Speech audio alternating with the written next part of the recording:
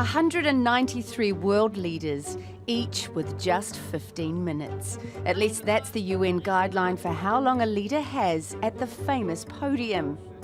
But over the years, not everyone stuck to the time frame or the script. Take Libyan leader Muammar Gaddafi, for example, 8 years ago. On stage for 96 minutes, even ripping a page from the UN Charter. The translator reportedly fainted more than an hour into it.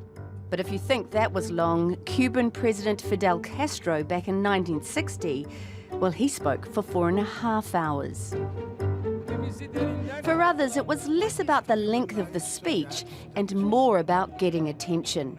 Zimbabwe's President Robert Mugabe with this attack on homosexuality. We are not gays. It got a reaction, but not quite the walkout, as when Iran's former leader Mahmoud Ahmadinejad spoke in 2011. It wasn't the first time delegates had left in protest, but it was certainly the most notable. The UN General Assembly has frequently been a stage for theatre and emotion. This from Soviet leader Nikita Khrushchev and Palestinian leader Yasser Arafat in 1974. I come bearing an olive branch in one hand and the freedom fighter's gun in the other. Do not let the olive branch fall from my hand. In 2006, US President George W. Bush and his Venezuelan counterpart Hugo Chavez upped the stakes in drama and rivalry. Every nation in this chamber has responsibilities. It got this response the following day.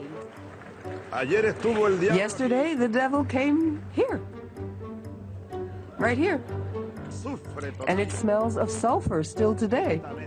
While a touch of flamboyance might attract attention as days of speech-making wind on, other world leaders have resorted to props to make their point. Israel's leader in 2009, and again in 2012. This is a bomb. This is a fuse.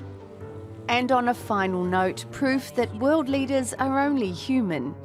This handwritten note from US President George W. Bush, it reads, "I think I may need a bathroom break."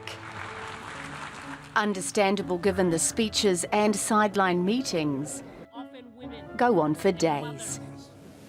Saludos. Miriam Nahond, Al Jazeera.